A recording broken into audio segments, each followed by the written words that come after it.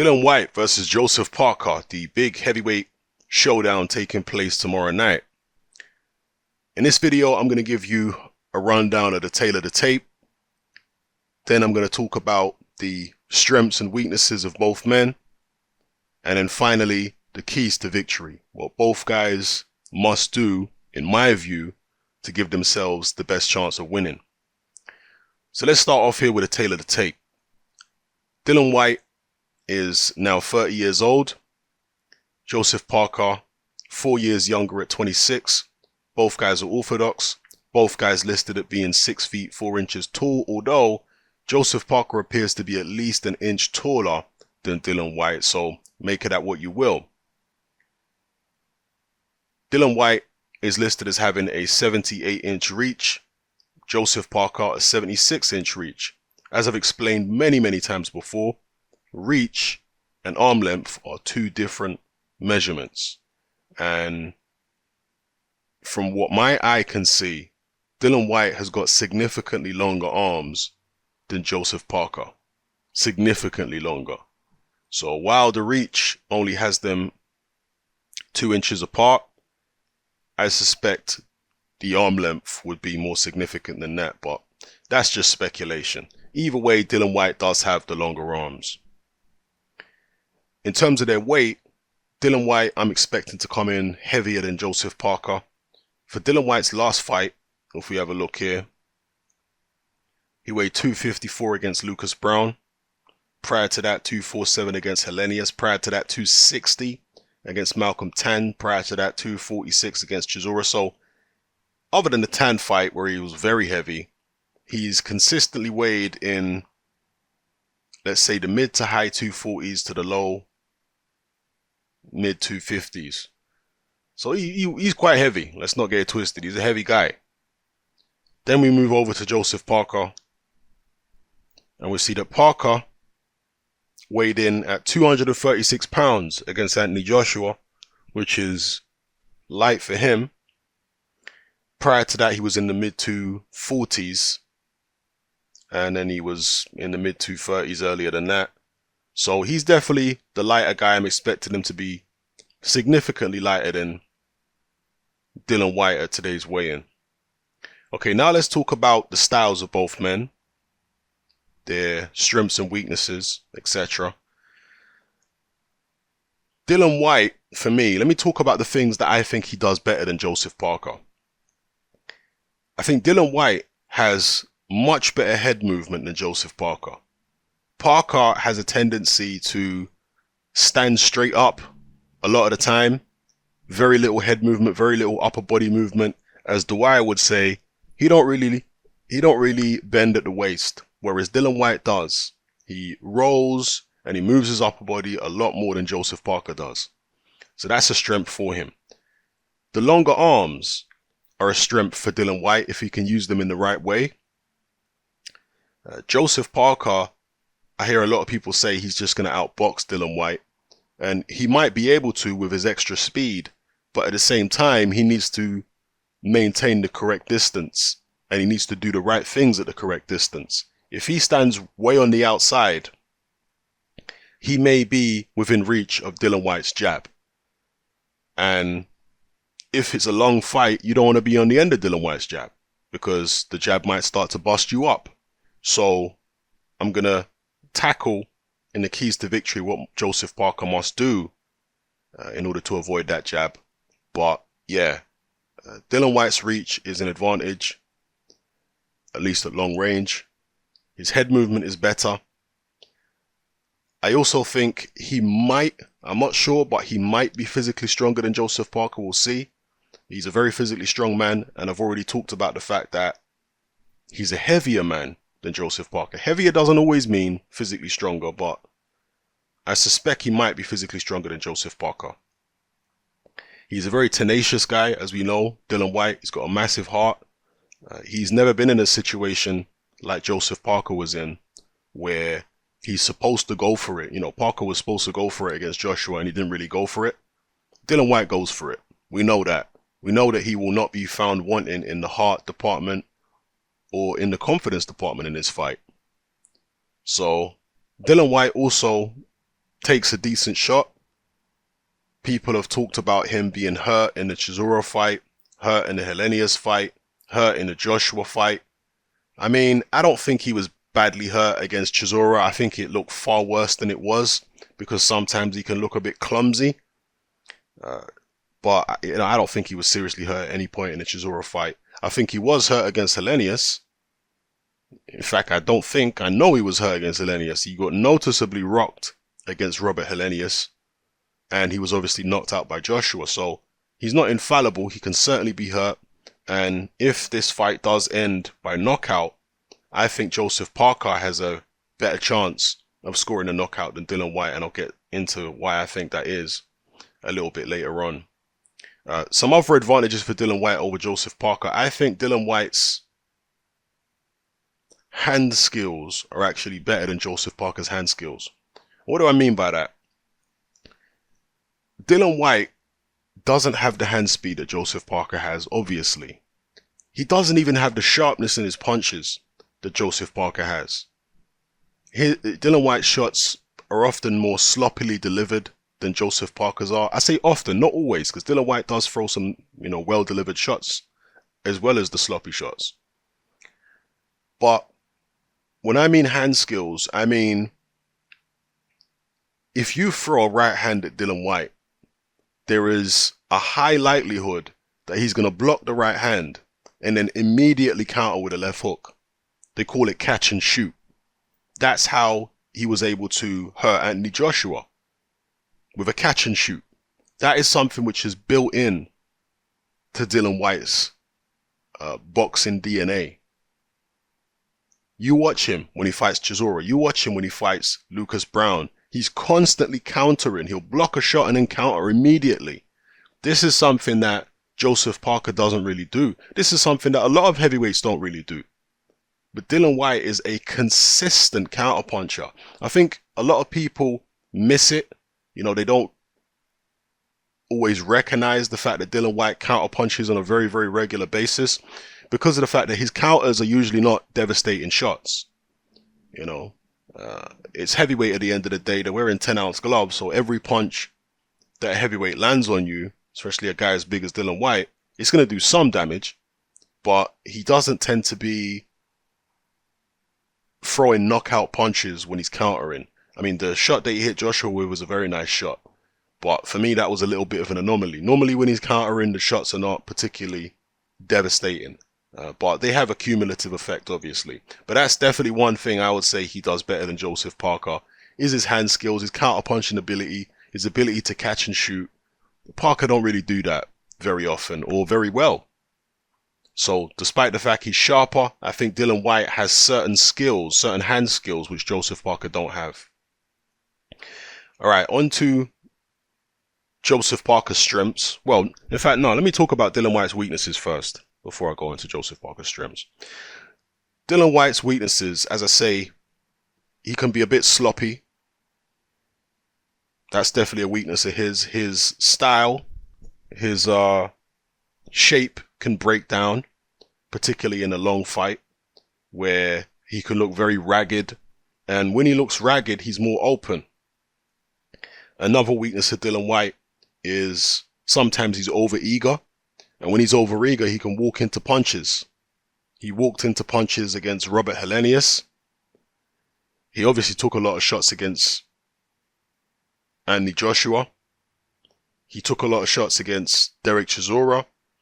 And, well, against Chisora, I don't think it was a case of him being over-eager. And probably not Joshua either. But certainly against Hellenius, that was, for me, a case of Dillian Whyte being over-eager and walking onto big shots.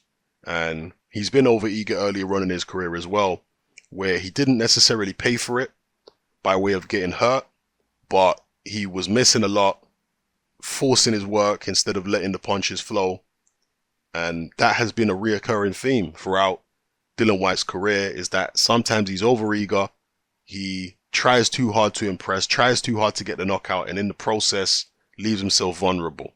So that's definitely a weakness of his. Another weakness in relation to Joseph Parker for Dillian Whyte is that he's significantly slower.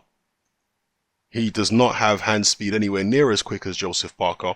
He doesn't have foot speed anywhere near as quick as Joseph Parker. Also, his balance is poorer than Joseph Parker's balance.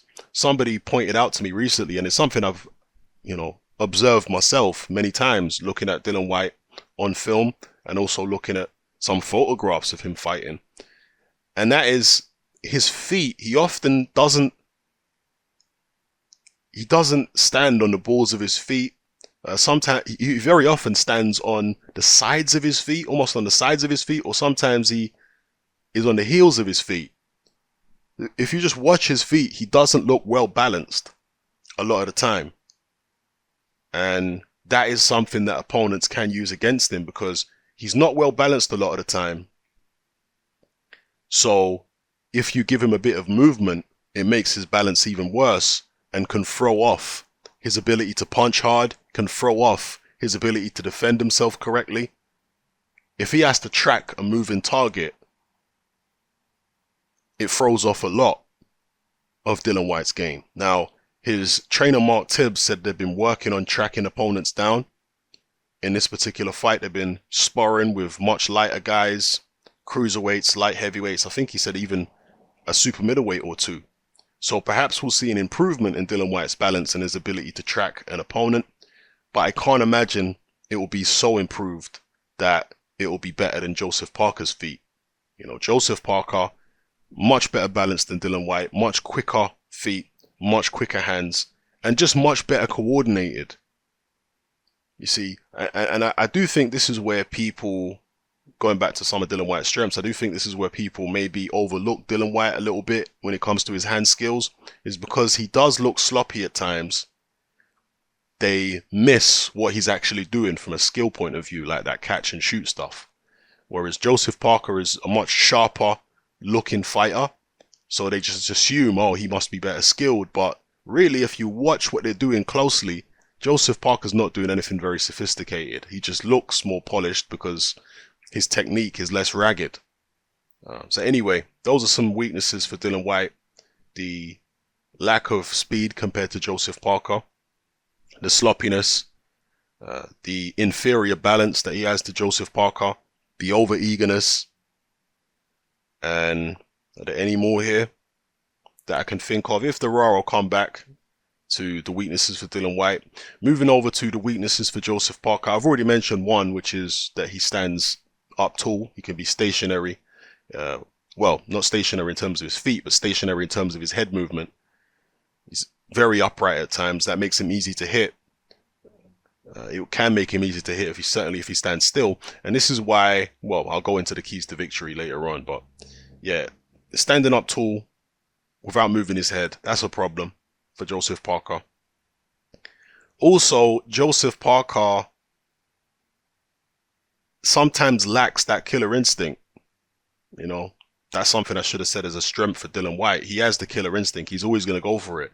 Whereas Joseph Parker, sometimes you think he really should go for it and he doesn't. He's had a lot of listless performances. Anthony Joshua was a safety first performance. The Andy Ruiz fight was a safety first performance.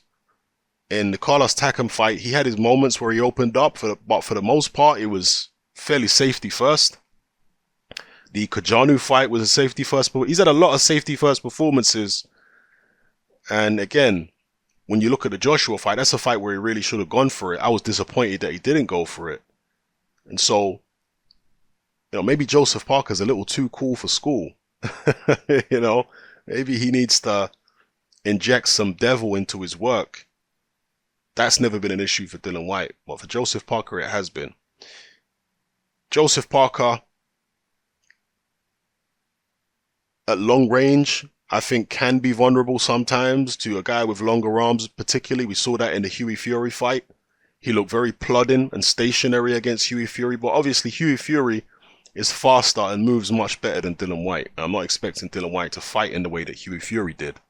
But again, against the guy with a good jab who can move, Joseph Parker didn't look particularly clever. He looked like he was struggling, and he was heavy in that fight, maybe too heavy.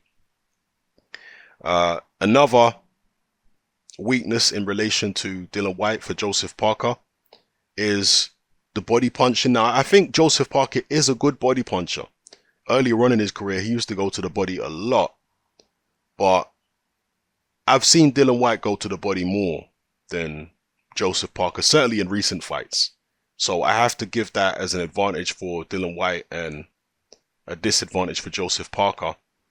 Dillian Whyte seems more committed to the body, although being committed to the body does open you up to the head. Another weakness for Joseph Parker in relation to Dillian Whyte is I actually think Dillian Whyte is a better inside fighter than Joseph Parker. Now, I'm not saying Joseph Parker can't fight on the inside at all. He can.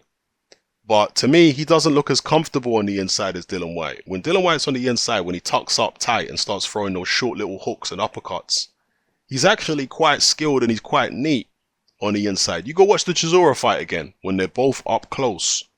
Look at the short, neat, crisp little punches that Dillian Whyte delivers on a regular basis when they're very, very close. You know, when they're literally head to head. Joseph Parker, on the other hand, looks a little sloppy on the inside. He's got very fast hands, so his hand speed can disguise a lot of his mistakes. But, yeah, he looks sloppy up close, and he doesn't look particularly comfortable. Look at his fight with Carlos Takam. He really didn't like it when Takam got close to him. He really didn't try to engage Takam. He just tried to throw combinations to keep Takam off of him, and occasionally threw some sloppy shots up close. But I do think that there is a disadvantage there for Joseph Parker on the inside. I think Dillian Whyte's hand skills on the inside are better, and I think he's more comfortable. All right, now let's move on to the keys to victory. I'm sure there are going to be some strengths and weaknesses which I've forgotten to mention from both guys, but you guys can talk about those in the comment section. And if there are strengths and weaknesses which I really shouldn't have forgotten, then I'll make another video about it, maybe, if they're really significant strengths and weaknesses. But you know, we forget stuff. Anyway, moving on to the keys to victory for both men. First of all, with Dillian Whyte. For Whyte, I think it is important for him to not get too ambitious. Not only early on in the fight, but throughout the fight. And when I say too ambitious, I mean, perhaps what I should say is over-eager. It's important for him not to do that. It's important for Dillian Whyte to stick to the fundamentals, particularly when he's at mid-range and close range, because he's got the longer arms than Joseph Parker. Well, at any range. Let me not just say mid and close range. He's got the longer arms than Joseph Parker, so he does have an advantage when they're at very long range. But he needs to be careful that he doesn't get frustrated. If Parker's moving a lot, that's going to throw Dillian Whyte's balance off. Okay? And if Dillian Whyte throws punches while he's off balance, he's going to be very, very vulnerable to fast counters from Joseph Parker. So Dillian Whyte needs to avoid doing that, needs to stay patient. If it's a low volume fight, let it be a low volume fight. Dillian Whyte shouldn't be afraid of that. Yeah? As long as he's landing his jab and he's not getting hit with too many counters back, and he's applying steady pressure, then the judges may see it favorably for him. I know there's going to be a desire on Dillian Whyte's behalf to turn this into a fight and to make it a spectacle for the fans, but the fans are not going to blame him so much if the fight turns out to be a snooze fest, if he's the one on the front foot and Joseph Parker's doing his hit and hop it stuff like he did against Joshua. So Dillian Whyte needs to block out the crowd, not worry about any of that, and just concentrate on keeping things simple. Don't try and do anything too ambitious. You see, against Lucas Browne, he could get ambitious. He could throw different types of combinations. He could miss shots here and there because Browne was so slow, and he did. Dillian Whyte missed some wild shots against Lucas Browne when he was going for the finish. He started getting overexcited again and making mistakes. Okay, mistakes which Joseph Parker will punish him for. He can't do that here in this Parker fight. Needs to be more composed than that. Don't get overexcited. That is a weakness of his. Just keep to the basics. The jab, the straight right hand. When you're up close, you know, rip those nice little hooks in. When you get opportunity to go to the body, hit him with the body shots. What he needs to be aiming for is kind of like a heavyweight version of a Badu Jack in terms of the style that he implements, where you're not really going all out, trying to throw too many punches, trying to do too much. No. You're just keeping your shape together. Slow, steady pressure, not even slow, steady pressure, but just steady pressure, educated jab. When the opportunities present themselves, you're sinking the body shot, but just keep it all very composed and tight. Yeah? That's what Dillian Whyte needs to do, in my view. That is his best way to score a victory. It's just to stay composed and stay calm. And it's going to be difficult for him to do in this kind of atmosphere and given the kind of character Dillian Whyte is. But just keep it simple. Stick to the basics. Don't get caught up in the crowd. Don't worry about if the fight is boring or anything like that. Just, stick to the basics, stick to the jab, the 1-2, and just put pressure on Joseph Parker that way. To me, that is the key to victory for Dillian Whyte, not to lunge in, as I've said, because if he lunges in off balance, he's going to get caught and he could get hurt. All right. Now, the keys to victory, and by the way, the keys to victory for Dillian Whyte in terms of the distance, I don't think he needs to worry too much about whether it's a long distance or short distance. I think he just needs to worry about it being at mid distance. He don't want to be at mid distance too often with Joseph Parker. That's where Parker's advantage is. But at long distance, if he's keeping it neat and tidy, I'm sure he'll be okay. All right, as long as he's not lunging in with anything, he's just sticking to the jab at long distance, he'll be fine. At short range, I think he's got the better short punches. It's the mid distance that he needs to avoid. So, as they say in boxing, Whyte needs to either be all the way in or all the way out. Not loitering around in mid-range, exchanging punches. I think that's going to be dangerous for him. Joseph Parker, on the other hand, his keys to victory.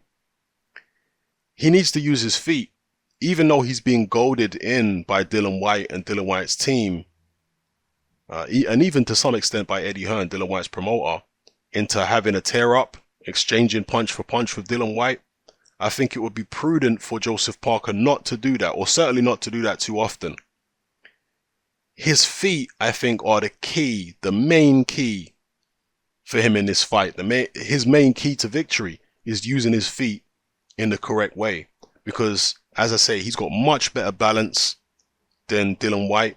His feet are much quicker, and he can use that better foot speed, that better coordination to frustrate Dillian Whyte, move around, throw Dillian Whyte's balance off, and therefore throw his power off and throw his shape off.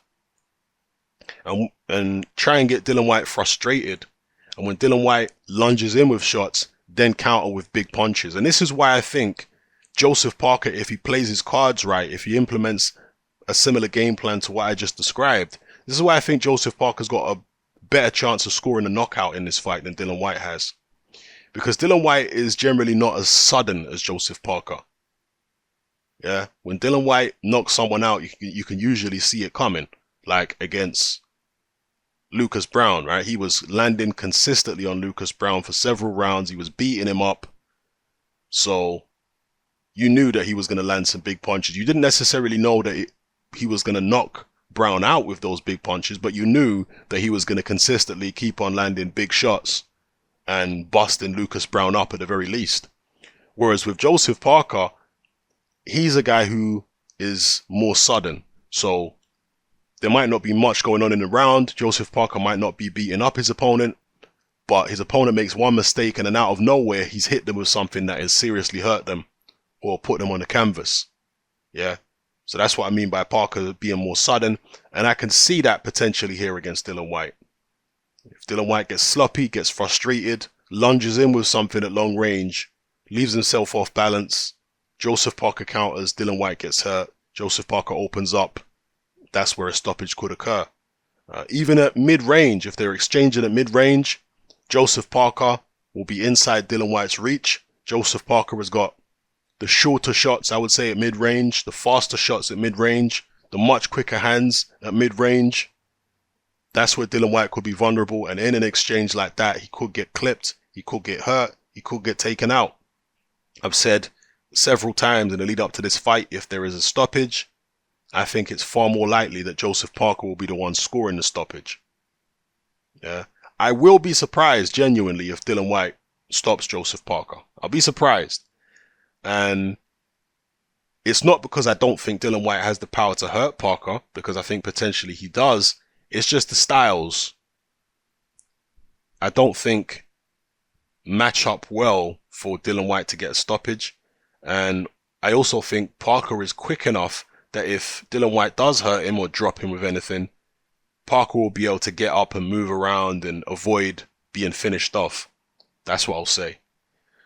So, yeah, that's the key to victory for me for Joseph Parker is, and also with regards to the movement, on the outside, Joseph Parker must move laterally.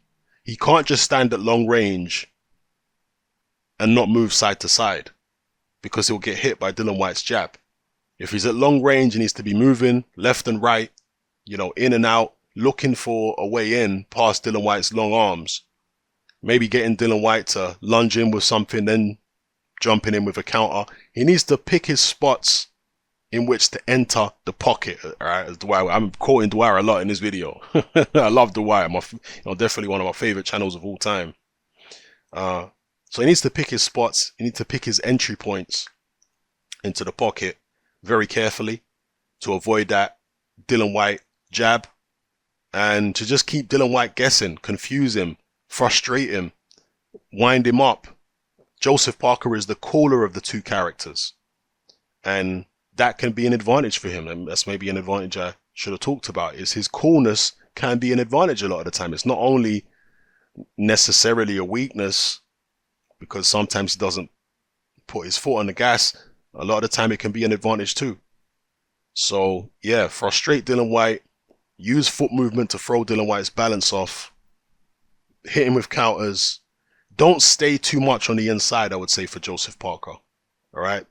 A scenario could unfold later on in the fight where Dillian Whyte is maybe sloppy. He's been hurt a few times.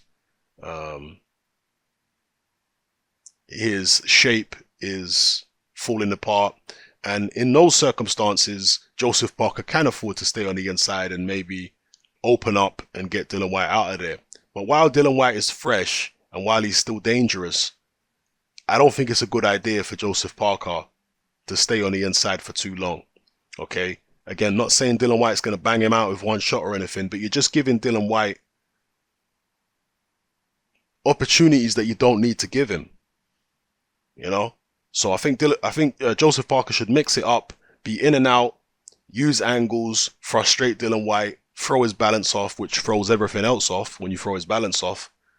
And yeah, just kind of fight an Evander Holyfield type fight. Use the double jab if you can to get past Dillian Whyte's jab, to open Dillian Whyte up a little bit, and then unload combinations at mid-range, and then get out again. Don't allow it to become too much of a physical fight, because as I say, Dillian Whyte's probably going to be heavier, might be physically stronger. One thing I should have mentioned also in the keys to victory, Joseph Parker is much more athletically gifted than Dillian Whyte. I mean, it's night and day when it comes to athletically gifted. Joseph Parker is just way better coordinated, way more explosive, better balance, so on and so forth. He's just an all-round better athlete than Dillian Whyte. And he needs to use that in this fight in order to ensure victory. So yeah, that's about it. Those are the keys to victory. The breakdown of the styles, the way both guys fight, their physical attributes. It's going to be an interesting one. And I keep on going back and forth in my head. I've seen a lot of people say Dillian Whyte is going to be exposed in this fight. We're going to see his true level. He's going to get knocked out by Joseph Parker. It could happen. But when you look at Joseph Parker's career, just his last few fights as an example, look at the guys he's fought, right? You take Joshua away. He fought Hughie Fury. Hughie Fury is a good boxer. He's very difficult to track down. But Joseph Parker never looked close to dropping or stopping Hughie Fury. He fought Kajanu. Kajanu has been knocked out. Let me find out the name of the guy who knocked him out.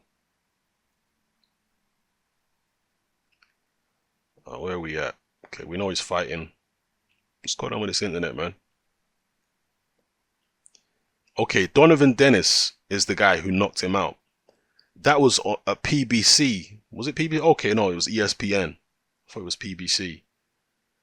Yeah, he got knocked out by Donovan Dennis with one punch. I remember that fight. All right, it was a tremendous knockout. One punch, and Kajanu was sleeping. Donovan Dennis, an American heavyweight southpaw, who has lost a few times now, I believe. Okay, Miller beat him 2016. Fedosov beat him. Nate Heaven beat him. Let me not get sidetracked here. So, he went a distance with Kajanu, Joseph Parker, a guy who has been sparked out cold before. Actually, who else beat Kajanu? Right, it's just Joseph Parker. Okay, just the two of them. So, yeah, he went a distance with Kajanu, never hurt him, never looked close to stopping him. Similar situation with Andy Ruiz. And a lot of people think that fight was close. A lot of people think Ruiz won. I personally don't. I think Parker did enough to win the fight, but there are some questions about the scoring of that fight, including from members of the New Zealand press. You know, a lot of them didn't feel Joseph Parker won the fight. Yeah, he got Dimitrenko out of there, but Dimitrenko had no heart to fight, and he's so over the hill, it's ridiculous. Then he fought Hermano. You know, these are low-level fighters here. Definitely far lower level than Dillian Whyte, the likes of Dimitrenko and Hermano. Whyte is much better than them. Carlos Takam, that's the last person prior to those that he fought of a similar level to Dillian Whyte. And again, that was a very tough fight. Carlos Takam's been knocked out. You know, people question Dillian Whyte's chin. I've seen people question his chin. I've seen people say, well, he was hurt in this, that, and the other fight. Carlos Takam's been hurt in plenty of fights.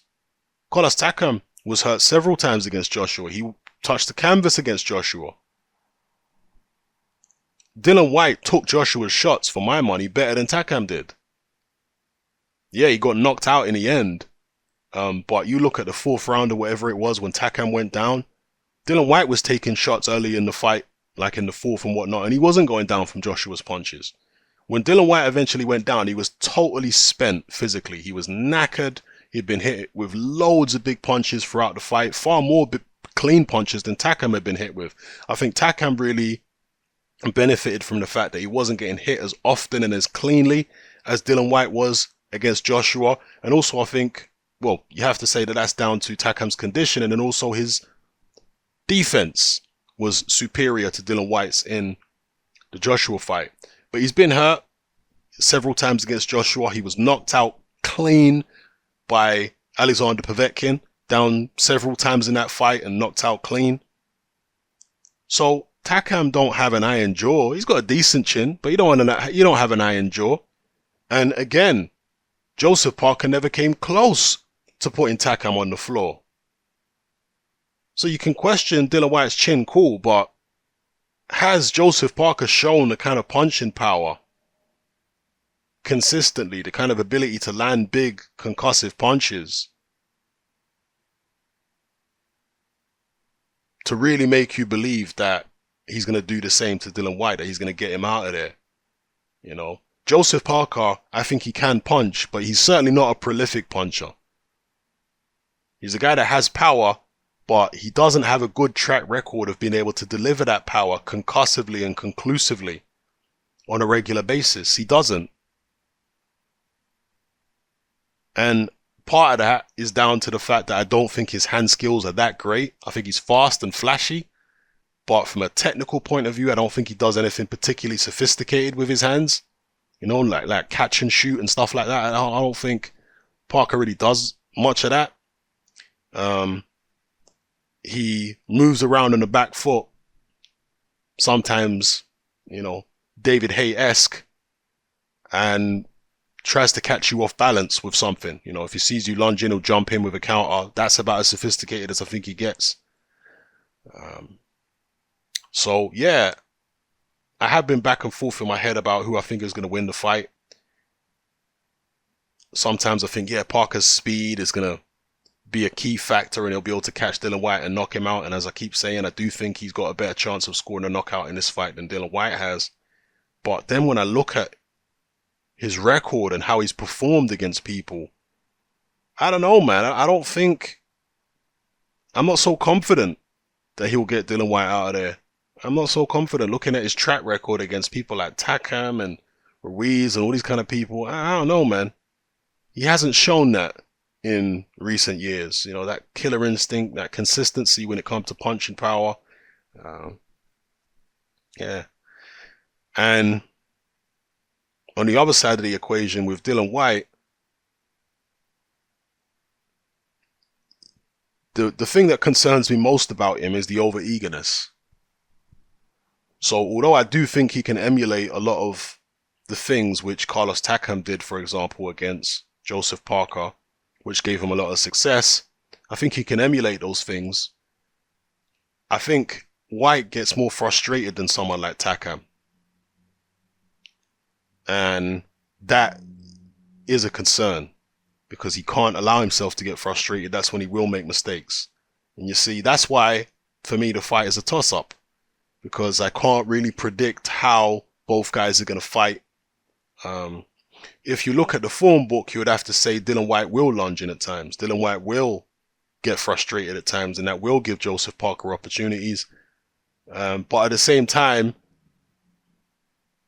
if you look at the context of the situation, you would have to think that Joseph Parker won't just fight a disciplined fight at long range and might be drawn into a fight a little bit too much, and that will give Dillian Whyte more chances than he should be giving him. So it's a real toss-up. I'm definitely looking forward to it. Looking forward to the weigh-in today as well, actually, to see what they weigh in at. I think that will tell us a lot about the tactics that both guys are going to try and use. So anyway, let me know what you guys think in the comment section below. Who's going to win the fight? Is it going to be Joseph Parker or is it going to be Dillian Whyte? I think, just to conclude, if Dillian Whyte does win the fight, it's going to be on points and it's going to be very close. I don't see Dillian Whyte winning this fight, you know, by a decisive margin at all. Not at all. Not unless he cuts Joseph Parker or something. I don't see it. I think if Dillian Whyte wins, it's going to be by a razor thin decision.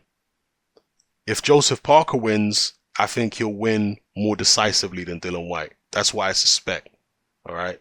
If he wins, I think he might be able to stop Whyte. Or actually, let me not say decisive. I'll say, yeah, he stands the better chance of scoring a knockout. But even if Joseph Parker wins on points, I think it's going to be close. It might be a split decision for Parker or something like that, or a majority decision win if he wins on points. I mean, maybe he could win a clear points victory. That's possible too. But yeah, I think the most likely outcome in terms of the result of this fight is that it's going to go to points and it's going to be close.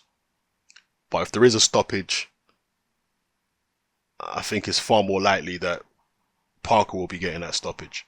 So anyway, very long, convoluted video, but hopefully you guys got my point.